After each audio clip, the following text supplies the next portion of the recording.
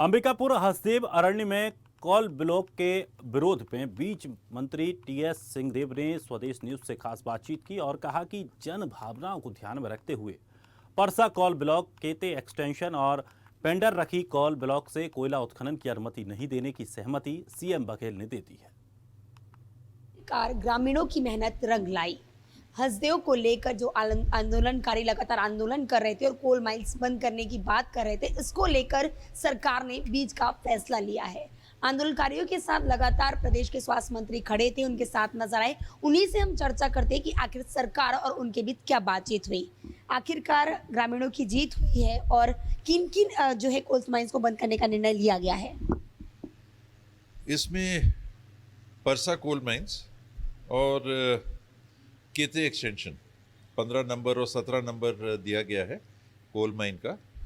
इस पे forest clearance को लेके जन सुनवाई की तारीख निकली थी और उस समय से आंदोलन चालू हो गया था कि गांव वाले वहां तैयार नहीं थे कि यहां चालू किया जाए।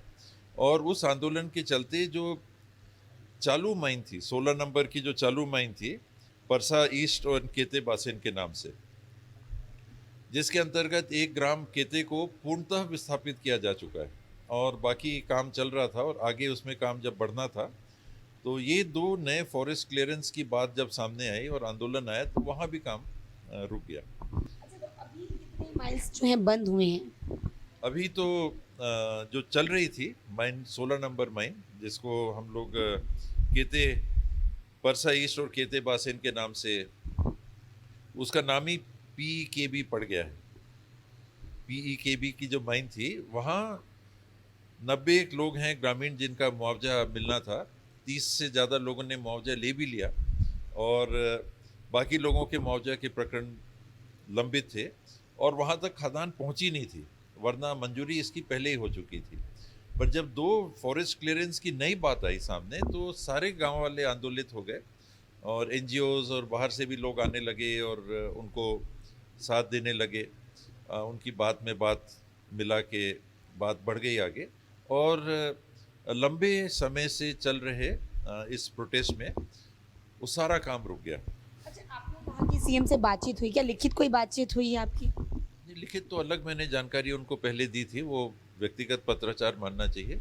मेरी फ़ोन से जब ये मामला चल रहा था उस समय भी जानकारी दी थी। अभी भी 3 कोल माइंस ऐसे हैं जिसे बंद करने की बात आंदोलनकारी जो है वो कह रहे हैं, जो वहाँ पे जो आंदोलन कर रहे हैं, क्या उसको भी अब आगे इस पर भी कोई प्रक्रिया होगी?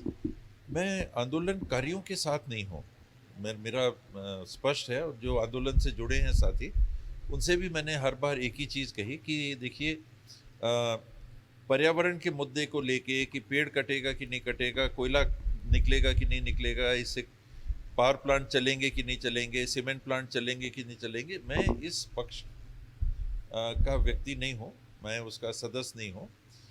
मेरा मकसद केवल गांव के लोगों तक रहता है कि अगर कहीं के भी गांव वाले मेरे कार्य क्षेत्र में कहते हैं कि नहीं ये हम एक राय होके या हम नहीं चाहते, तो मैं नहीं चाहता।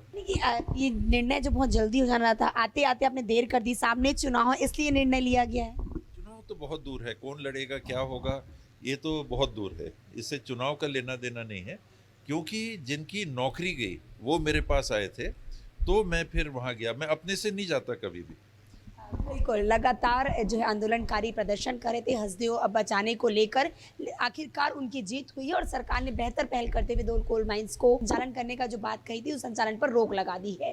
कैमरामैन टिकेश के साथ अंकिता शर्मा, स्वदेश न्यूज, रायपुर।